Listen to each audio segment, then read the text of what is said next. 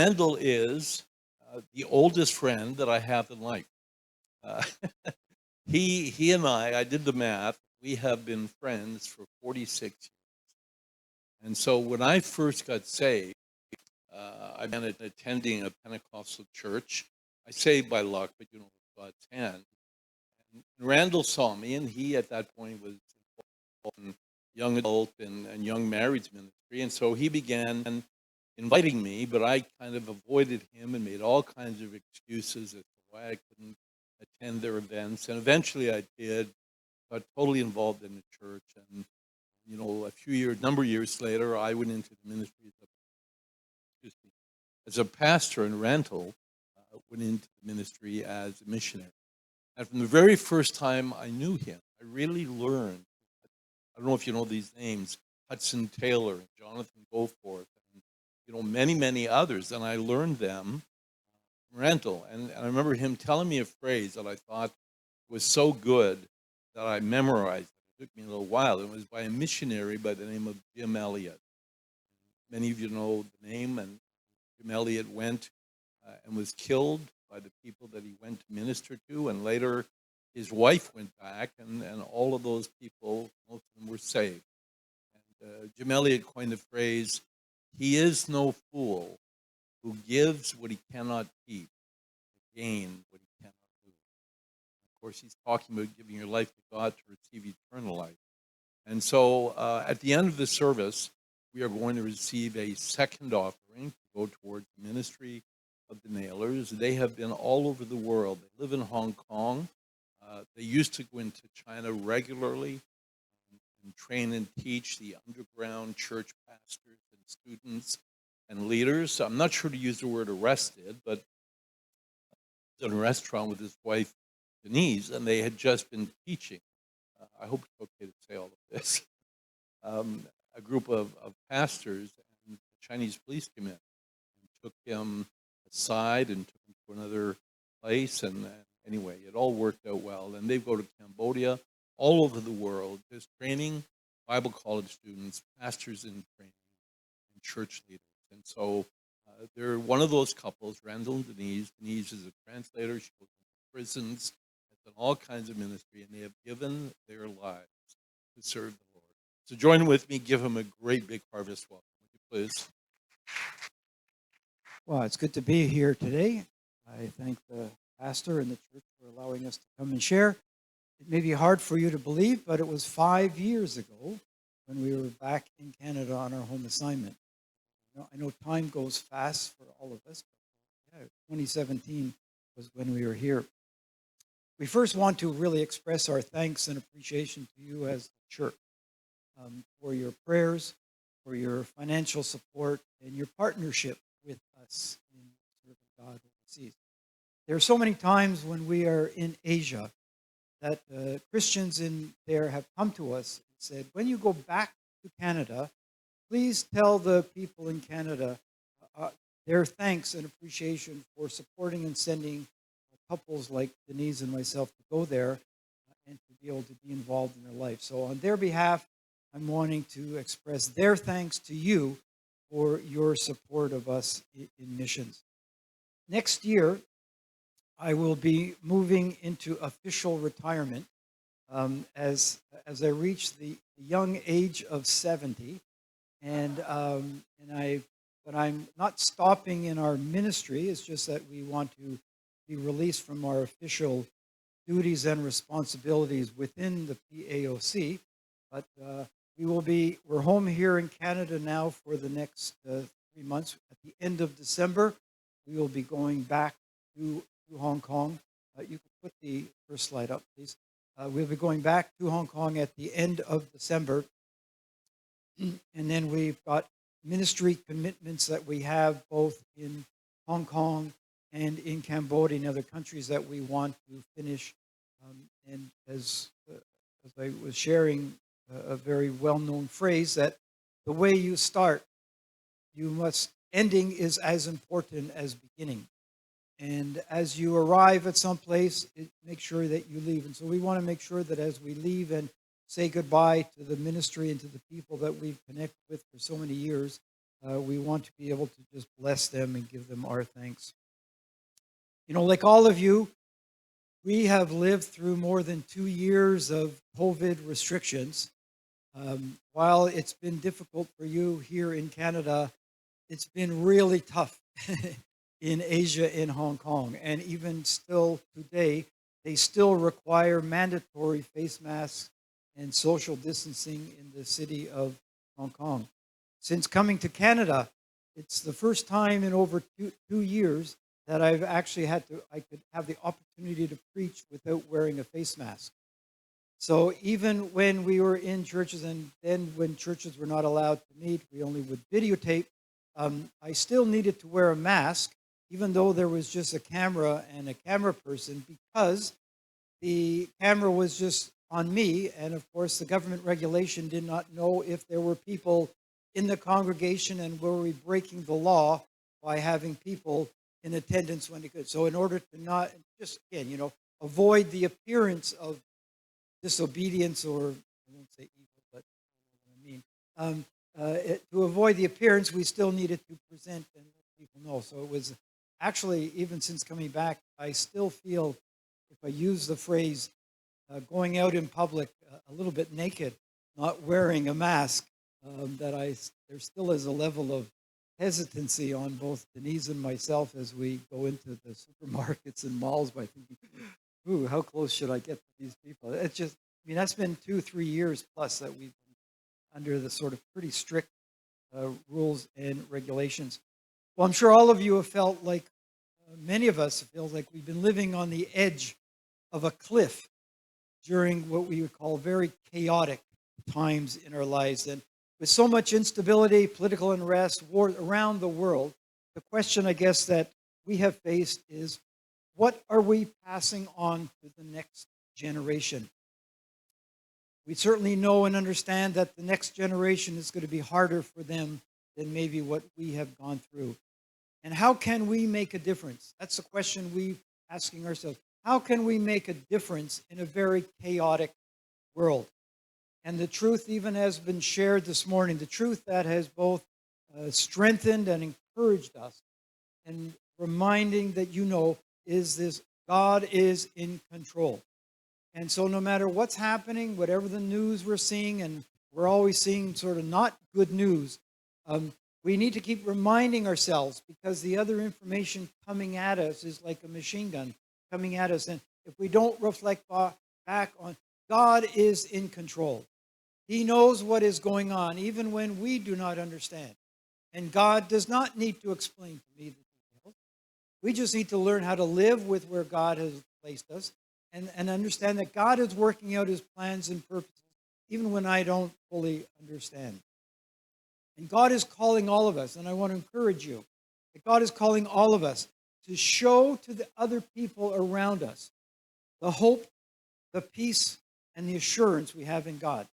That's probably the greatest gift that we can give to those around us. To let them know that we've got a hope, that we've got peace in our hearts in the midst of turmoil, and we have an assurance that God is in control. And if we're able to just show that, express that in our own ways, boy, this is going to make a great impact in the hearts and lives of so many people. Throughout our lives and ministry, the one verse that has been the focus of all of our ministry has been,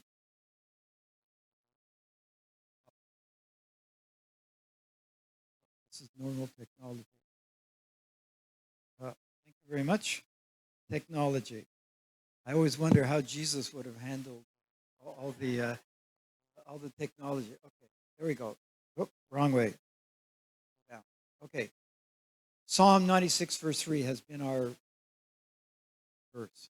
Declare his glory among the nations, his marvelous deeds among all people. We are called by God to join in God's mission to the world. And we are called to prepare and equip the next generation of leaders. And here's the truth. We will lose the next generation if we do not train and equip the present generation. We've got a tremendous responsibility that if we don't prepare and equip the next generation, these are the people younger than us. If we don't prepare and equip them, we're going to lose them. We're going to lose the next generation. And God has called us to go, to declare, and to make disciples in Asia. That's where God has led us, and to train and equip. Specifically, what have we been involved with?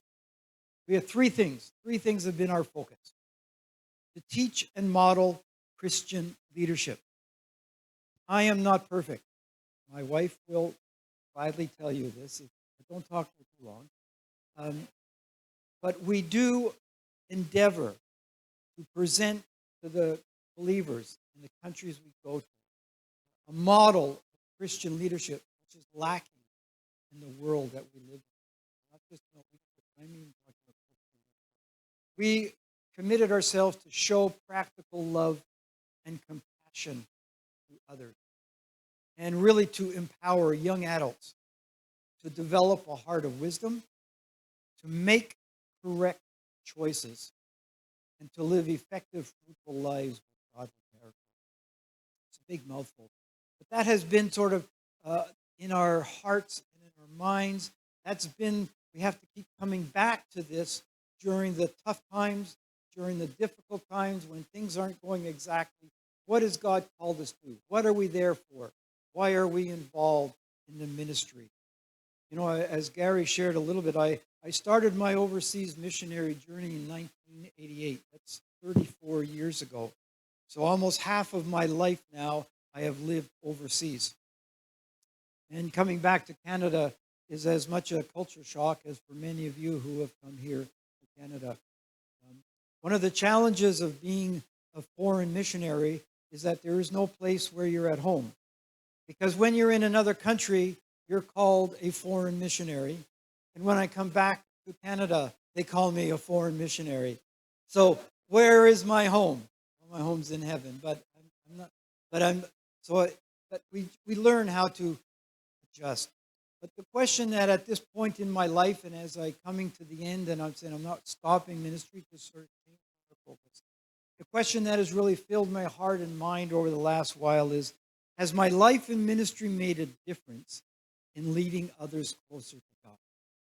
That's what I've been reflecting on. A word that we're hearing so much now in the news, even since coming back to Canada, is a word called legacy. And am I a legacy builder for God for the next generation? Am I a legacy builder for God for the next generation? You see, legacy is something that's been handed down or is something that is remembered from one generation to the next. And there's a connection. There's a connection between those who've gone before us and a responsibility for us to pass on to those who come after us. That's really all of it. And legacy starts with really looking back and seeing who has been involved in our lives and what people have been greatly impacted. And it also reminds us to reflect back on God and the legacy for God. And in the Old Testament of Israel, we're reminded again and again. God reminded the people over and over again to not forget God's faithfulness, God's promises, God's goodness. And they would set up, at times, they would set up altars, they would set up these memorial stones. And why? They said, God would say, set up these stones so that when the others come and ask you, what do these stones mean? That you can tell them and remind them, this is what God has done in our lives. And so the question I also ask you is, what are the stones you are building in your life to pass on to others? What do others see in your life? They come and ask you, why have you doing this? What has God done in your life? Am I building a legacy for God, not for myself? It's probably the greatest danger we're seeing now in ministry. Am I building a legacy for God, not for myself, for the next generation? We need to remind ourselves that missions is always about people. There's a very, very well-known quote I love from Eugene Peterson. He said, the character of our work is shaped not by our accomplishments, not by our possessions, but in the birth of relationships. People are at the center of Christian work. I don't want to be judged I don't want to be evaluated based on my accomplishments or possessions. I want to be God to look at me based on the birth of relationships in the hearts and lives of others.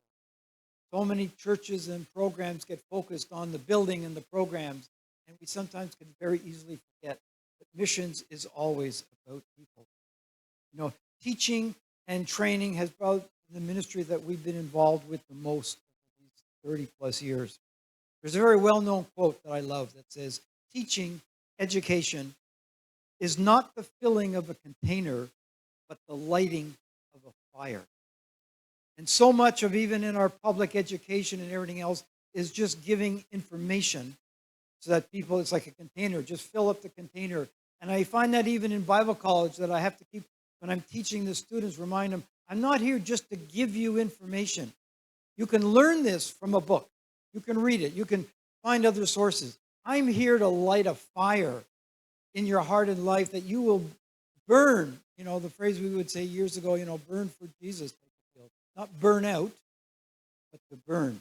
To light a fire in their hearts and lives and not just fill their minds with knowledge, but to take that knowledge and learn to apply it. Yes, it's great. It's great for all of us to have the Bible, but there's a need to provide an explanation. There's a need to provide application and inspiration to light the fire. I know as I was talking with Pastor Gary this week, and he was sharing about your Wednesday night Bible studies, it's more, I'm sure, I trust it's more than just learning information, but that the fire of God is starting to be stirred up within your heart and life to say, what am I learning, but how do I apply it? How do I use it? God, how can it be worked out in and through my life? There's a story in the New Testament of Philip and the Ethiopian official that he's in the desert. And it's a very interesting little story. It says, the angel of the Lord comes to Philip, and he says, go south to the road, the desert road that goes down from Jerusalem to Gaza. So he started out, and on his way, he met an Ethiopian official. Then Philip ran up to the chariot and heard the man reading Isaiah and the prophet, and he asked him, do you understand what you are reading? Philip asked. How can I? The Ethiopian man said, unless someone explains it to me. So he invited Philip to come and sit with him. I could preach a whole sermon just on this verse, but I'm not here to do that today. But I just highlighted these few words from it. Look what it said. God just comes to Philip and says to him, go south. No details. Just go south. No explanation. I don't know. Just, Philip, go south. Wow. What an amazing. How many times in our life when God speaks to us and we say, yes, God, I'll obey and I'll follow. But first, fill in the details. I need to know more about what you want me to do, where I'm to go, what's involved before doing it. And sometimes God just says, go. Go south. Go south.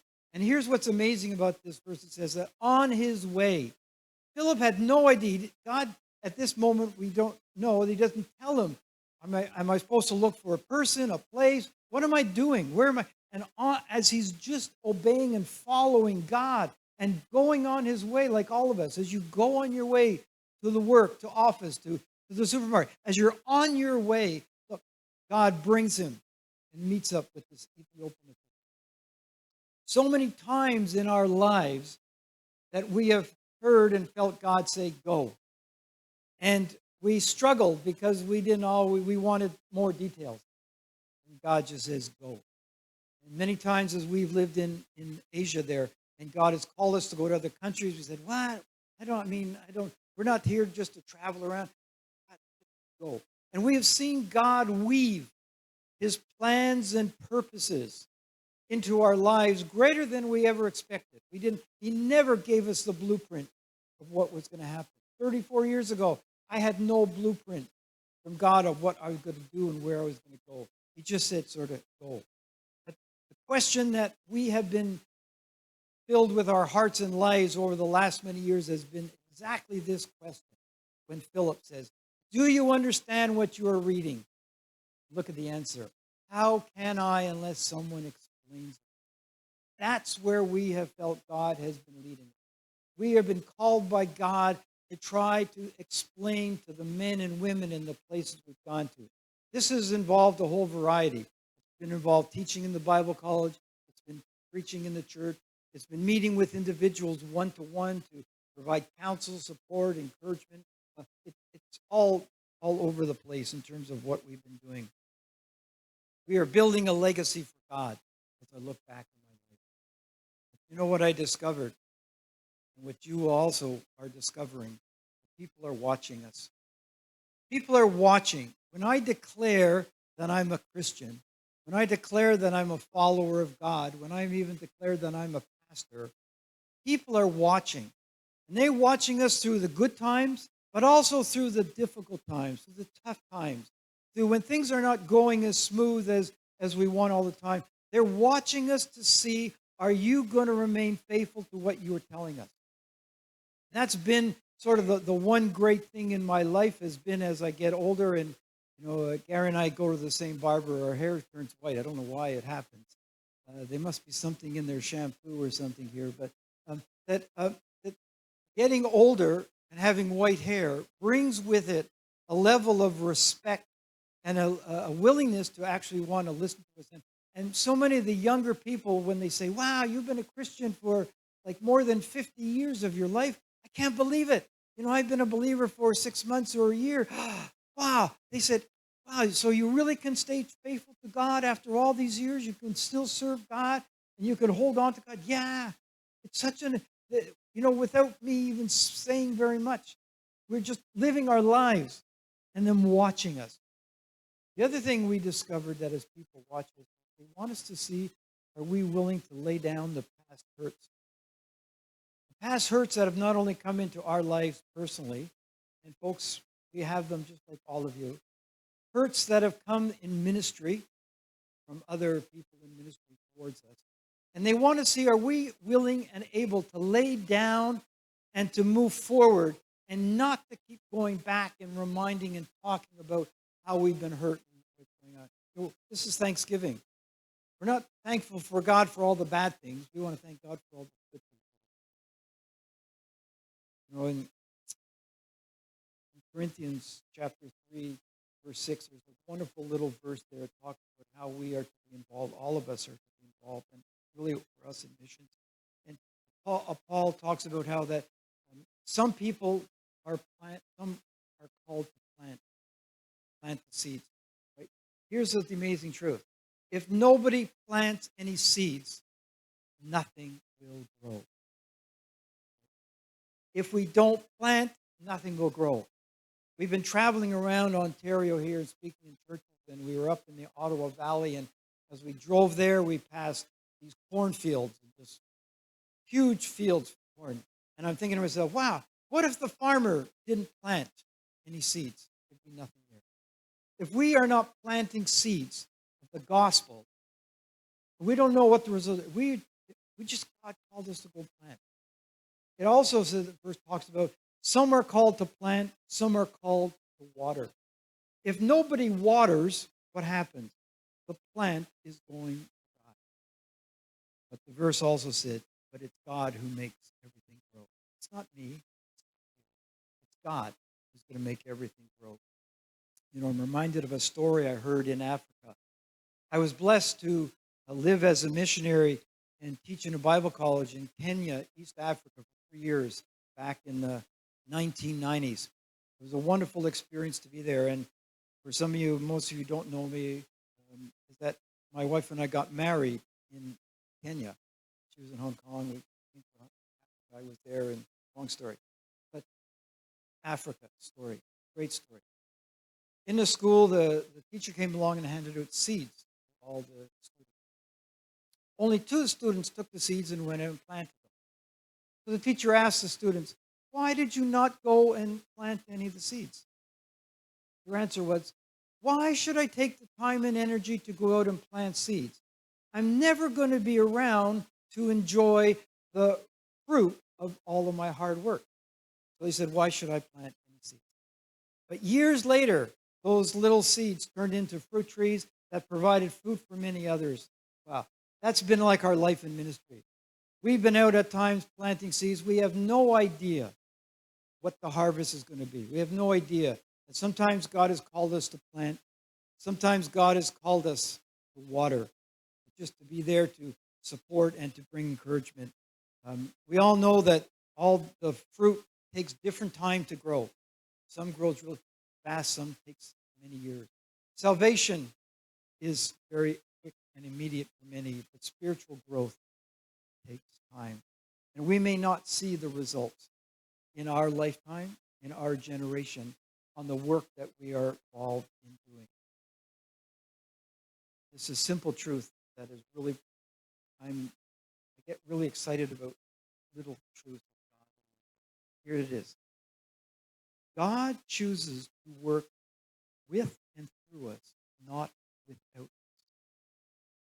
Very deep theologically, but God chooses to work with us and through us, not without us.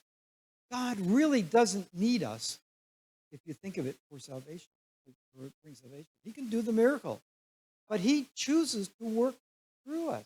It's amazing truth. Gary mentioned about Hudson Taylor, and he's been one of the mentors. You know, we can have mentors in our life who may not always be alive, but because we go and read and learn from them. Here's another great quote from Hudson Taylor back. He was in Missionary China in 1850. He said, "I used to ask God to help me. Then I asked if I might help God. I ended up by asking God to do his work through me." Isn't that great? Let me repeat. I used to ask God to help me. That's most of our life. God help me. Then I asked if I might help God. Okay, God, I ended up asking God to do his work through me. Here's a very simple truth. The secret of living a life that makes a difference in this world is realizing it is not what you do for yourself, but what you allow God to do in and through your life for others. Our world is so focused on me and what am I going to get? What could be the benefit for me? And if I do something and I don't see any benefit, what's the answer? I don't think I'm going to do it. But as a believer, as a Christian, we need to recognize that the secret of our life as a Christian is what God can do in and through my life. That is the greatest thing that we can have going on for us. I do a lot of teaching and preaching from the Old Testament. And when I go to the other countries and teach, they mostly ask me to teach really from the Old Testament. We'll be going to Cambodia next year, and they asked me to course on the book of Psalms. And so I do a lot of Old Testament, and I love reading the lives and the stories of men and women in the Old Testament. And Joshua is one of the great men that I have loved and studied. And it talks about at Joshua, the people that he did great things, brought the people of Israel into the promised land. He captured and overthrew many of the other armies that are around there. And then he dies. At the age of 110 years of age, he dies. And then you go into the book of Judges, and then you get the statement that says, the people after, the generation after Joshua, did not know God and did not follow God, and they turned away and served other gods. This is a pattern that you see over and over in the Old Testament. One generation following God, the next generation not following God. It's sort of like this cycle keeps getting repeated. What's going to happen to the church in the future if we do not train and equip the leaders of this present generation? It's going to be a great tragedy. Even more specifically, if we neglect teaching, training leaders, equipping believers in missions and evangelism, then this generation of our missions victories will become next generation's failures. If we do not train and equip them to be involved in missions, we have a great honor to stand on the shoulders of men and women who have gone before us and to learn from their lives and to then begin to build a legacy for God. Let me just briefly here take you to the 4 countries and places that we're involved in. And I'm just going to highlight where God has been using us to develop. Hong Kong. It's our home where we live. We spend most of our time, and it's our base of ministry. Here's an old picture. Ecclesia Bible College, Hong Kong, 1954. In the 1930s and 40s, a PAOC missionary by the name of Reverend Elmer Morrison went into China and started evangelism, started a Bible college there. And he had one of his statements he said was the greater possibilities for China lie in the training and sending of national workers. This is like 70, 80 years ago. He recognized that if China was going to be converted, one to the Lord, it was not going to be because of the missionaries, it's going to be the training and equipment of national leaders. 1954. He left and moved into Hong Kong because of the communists, and he became the first president of Ecclesia Bible College in the 1950s. A great heritage. What is it today? Ecclesia Theological Seminary, a new building was built in 2002. That's the whole campus there, the classroom, the library, the dormitory, everything is in that one building. Wow, for the last actually 25 years, I've been involved in Ecclesia Theological Seminary. And I've done everything almost from being a lecturer, an administrator, I've been a board member, and I was even the acting chairman of the Board of Governors. That's where my hair started to turn white in a greater amount than ever. What a challenge it is. It's a challenge to be involved. Here we are, graduation 2021. One of the great things about looking in the future, when people are going to look back in 20, 30, 50 years from now, and they're going to see all these people wearing these masks, and they're going to be wondering, oh, I know what year that was. That must have been the 2020 or 2021. There's all the people wearing face masks involved in it. But many of the students from the Bible college there in Hong Kong are now involved in ministry in Hong Kong, and some of them even from different language groups. One of the students was an Indonesian young man.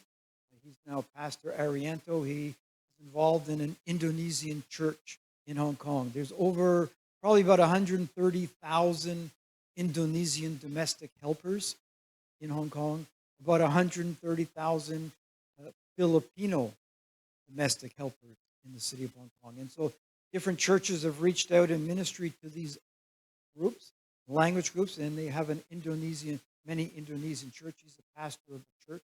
And he would invite me to go once a month. I would go and preach in his church, and I would preach in English, and he would translate into Indonesian. Wonderful to have a chance to share into the hearts and lives. Another Chinese lady started a ministry to refugees and asylum seekers in Hong Kong. Surprisingly, there's over 10,000 asylum seekers in the city of Hong Kong. And this lady started a ministry, many others, but she started a ministry to them and to actually cancer survivors. And once a month, I would go and preach to them also and share the gospel message. Another area of ministry in Hong Kong has been our PAC Kachi Secondary School. Back in the 1940s, two single lady missionaries, Sadie McLeod and Blanche Pardo, went to Hong Kong and to China and Hong Kong. They started churches, started a school, and this school is now was built by the government actually back in the late 1980s. It's a fully funded public school, but the PAOC is given the right to be able to organize it, manage it, and so I've been the chairman of the board of this school for the last 20 plus years, and it's been a great opportunity. We have a chance more than you would hear even in Canada to be able to share gospel message, have evangelistic meetings for the students. It's quite amazing to do that. The other area of ministry has been, as I shared, a Chinese church preaching, probably 2 to 3 Sundays a month.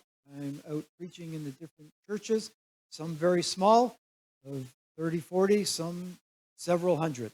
Wonderful to have an opportunity to share and to preach with all of them.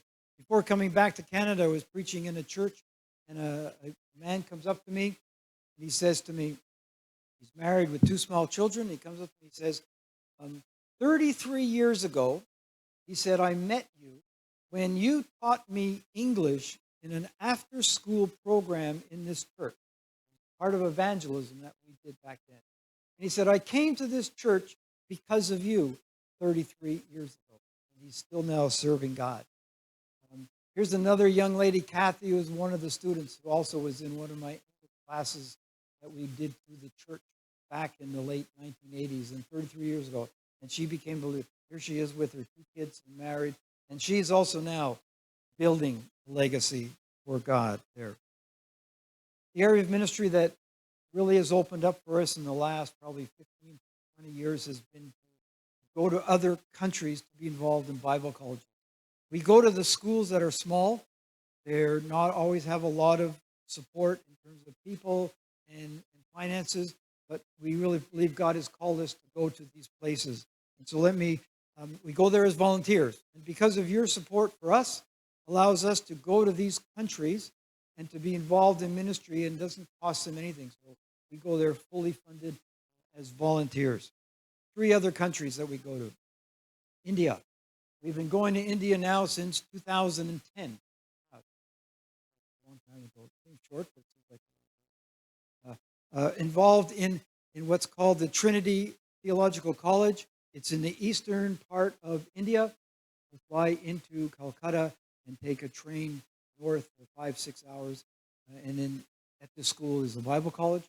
Teach there, these 2 or 3 week block courses in the college. Here's the class from 2019. We couldn't go back there in 2020, 2021 because of COVID and everything else. But here's a group. Many of these young men and women come from Hindu backgrounds.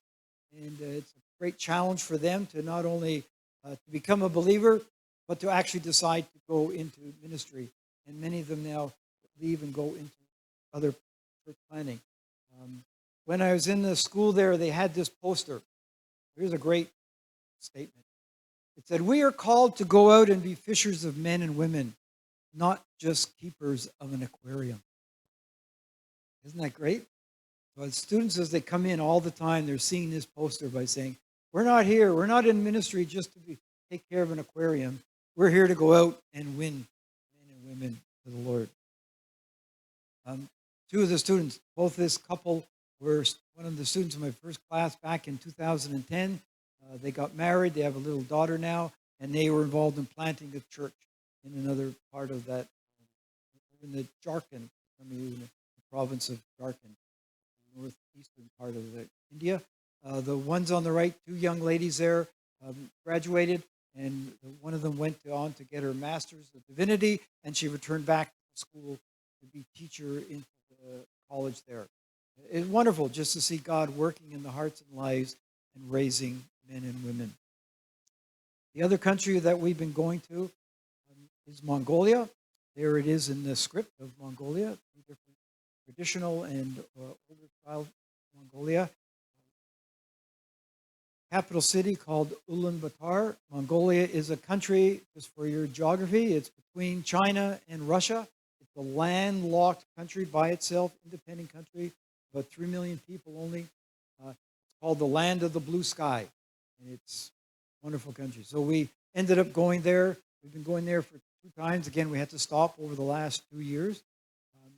We left Hong Kong when it was 30 degrees Celsius, and we arrived in Ulaanbaatar, and it was minus 20 Celsius. So we went a 50 degrees change. As we got off the air, as we left the airport and went to the car, it was like, wow, someone just slapped me down. I said, this feels too much like Canada. I got to leave here. I don't want to be, I came here to Asia to get away from the cold. I don't want to be in it. Lovely to be involved in this country and in this place. Again, involved in teaching. Here's the Mongolian Bible College students. Small groups, about 8 students in the class. Church is small.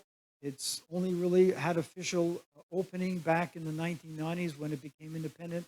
Church is growing slowly, trying to reach. They are struggling with the beliefs in their own country, their own religious beliefs. Had a chance to teach there with a Mongolian translator, so I would speak in English and he would translate the lady into Mongolian in the class. 3-week class, quite intense. Here's one of the young lady was a student. She graduated and she started to get involved in university campus ministry in the university in Ulaanbaatar, Mongolia. Wonderful to see God calling their hearts and lives. Also, when I was there, they had a chance to meet with the local pastors. talk with them. They invited me to share with the alumni, and they asked me to share on the challenges of ministry. And you would think, oh, this should be over in about 10 minutes, right? But actually, 2 nights of all the alumni and pastors came, and it was just wonderful to have a chance to share with them and to encourage them as they're involved in ministry. They don't get a lot of external output and input from their lives, and it was a joyous time for us to be there. 2 unique opportunities. Had a chance to preach in what's called a ger tent settlement. You know, these are the white tents that you would know, Mongolian people would know. The white tents are out on the side. They come into the city and put up their tent, and the church, the Assemblies of God in Mongolia, Assemblies of God started a church plant, and I had a chance to preach in that church. And the pastor came and said, "Oh, you're the first Western person to come and preach in our church." And he said, "When you come back, please, we invite you to come back and share again." Preach in a deaf church. Amazing opportunity and experience. The only deaf church in the whole country, in the city, capital city. And here they are.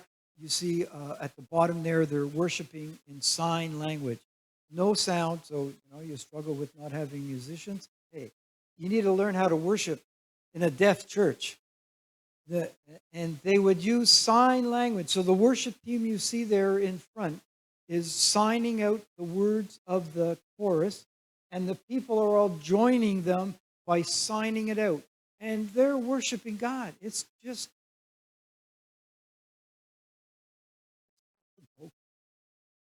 it's awesome to see men and women love God and serve God in so many different ways. And I had a chance to preach, so I would preach in English. The lady would translate into Mongolian, and then the other lady who only knew Mongolian and sign language would do it. So it was like this 3 cycle. You may think this is easy. Wow. By the time it came back to me, I have to remember, what did I just say? And if they say, "Could you please repeat?" It'd be like, "I'm sorry, what did I don't remember what I said." It was just a joyous chance to be there and to be with believers. There's probably about 100 plus people in the church. All of them are deaf. And they just said, "Oh, thank you so much for coming and sharing God's word." Last country, Cambodia. We've been going to Cambodia now for about 17 years. I first went there on a short-term missions team from Hong Kong. And again, involved in the Cambodia Bible Institute, which is a Bible college by the Cambodia Assemblies of God organization there. Teach there. Here I am teaching in their classes. As I said, I'll be going back in. I just got an email to February and March next year to go back and teach in the Bible college. Again, this is through translation. I send my notes in advance. They translate all my notes into the Cambodian or Mongolian was there. And in class, I'm speaking, and it would be all translated for the 2 or 3 week class that was there. Lovely to see that. We also, as we are in other countries, we're always looking for young men and women who've got potential. And we started a program of a scholarship to help young people who graduated from either Bible college or from the university. And we wanted to help them, and so we would support them in paying for their tuition to go and study. And if every term we would check to make sure, did you go to class? If you passed, then we would pay your tuition for the next term. And we wanted to realize we need to show practical love to them and equip them and to help them to take leadership to help in their own families. Just a small group of young men and women we've known for many years now. Some of them are now grown up. James and Lydia is a couple we met back 17 years ago. They got married. She's originally from China. He's a Cambodian. He went to Bible college. We supported him for 4 years in Bible college. He graduated. They started a church in the city of Phnom Penh, in the factory area, where they have Chinese service in the morning and a Cambodian service in the afternoon. And here we are preaching. So when I'm there, I get to preach in the morning in Chinese, and in the afternoon, we will preach with translation there into Cambodian. They're doing a great work for God. Because of COVID and everything else, we couldn't go for the last 2 years, and so we were able to send money to them.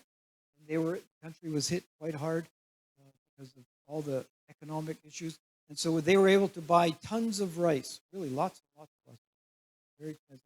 And they used that then with a 10-kilo bag, and they went out to the village areas and would give rice and share the gospel with the people. And it's sort of, the cup of cold water in the name of Jesus really goes more meaningful in their hearts and lives of these people. 3 years ago, uh, we recognized and we had an opportunity actually to buy a farmland, not my retirement home, but a piece of land. It was about 4 hours north of the capital city of Phnom Penh. And we did this as an offering to God. We bought this land in a village area that had no church, nothing else. But we had local believers there who came and said, we need a church. And so we were able to purchase this land, and then they built this very simple, like one-room structure of a church. And you can see now that the kids in the whole area have now come for church, for Sunday school.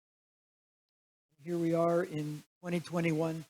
We haven't been back up there to see it because of COVID, haven't not been there. The church building is finished. They invite the kids to come, and it's just starting to grow, and we're just seeing God building a legacy. We're not going to be there forever, but we want to be able to give them the opportunity to build a legacy for God for themselves, and this has been part of our ministry gift for God. Here's the Cambodian young men and women, church workers, and they started going into schools, into villages out in the countryside over the years, and it's been just encouraging. As we look to the future, our legacy, your legacy, it's not how far we've come, but how far we have yet to go. So how do we become a legacy builder for God?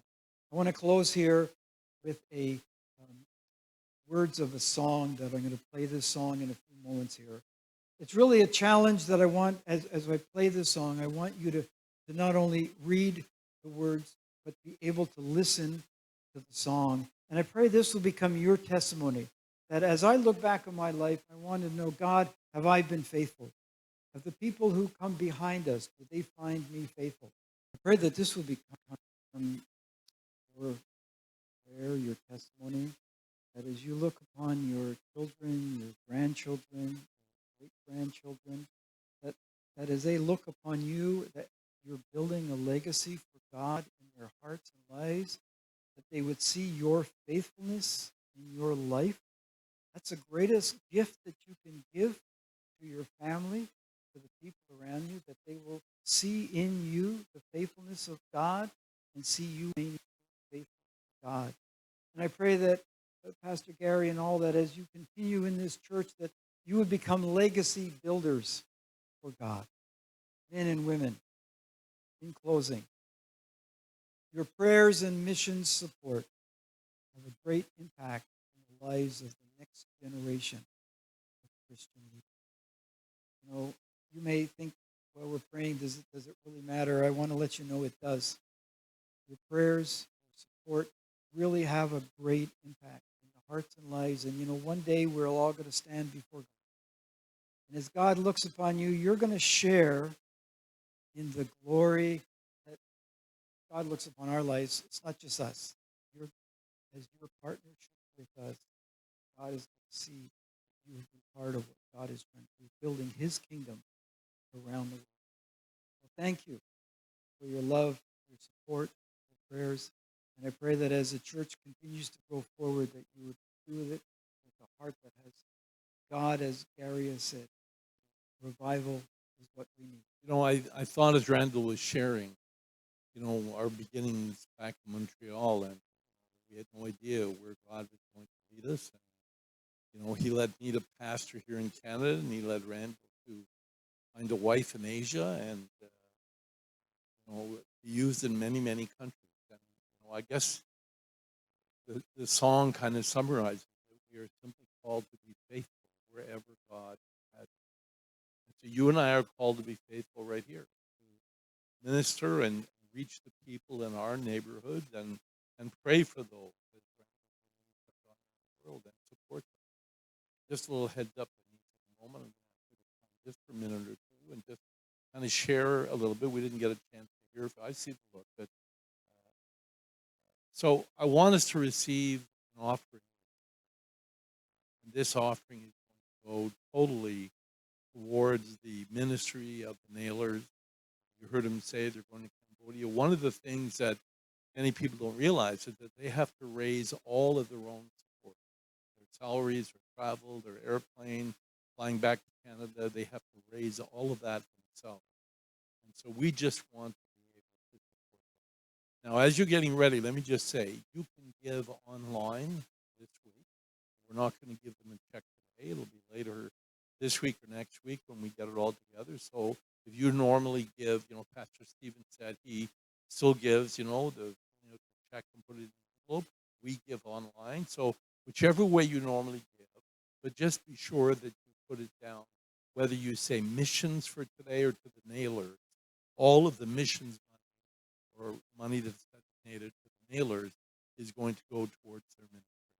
And in a moment, I want to have both of them. We want to pray for them. We want to ask God to bless them. So, Shivan, come if you would. I'm going to just pray for this offering. I need you to come. I'll buy you lunch. All right, Shivan, just wait just one second. Father, we thank you for your goodness, for your love. We commit this to you. Lord, Randall's talked this morning about being faithful. And so help us this morning to be a part of working with them, supporting them in their traveling and ministry to the kingdom. So help each one of us and to give. We commit this to you now in Jesus' name.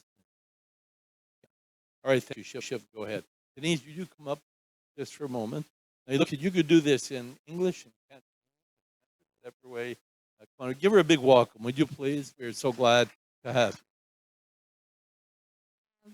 Thank you so much. I didn't prepare for this.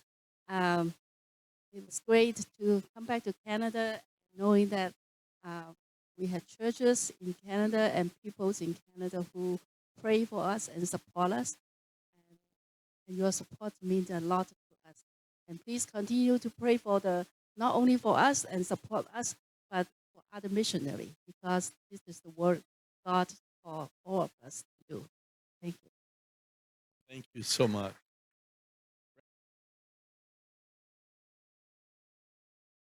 We'll see you Wednesday night on Zoom. I've got a good word for you next Sunday. The Lord bless you richly. You are dismissed. God bless you.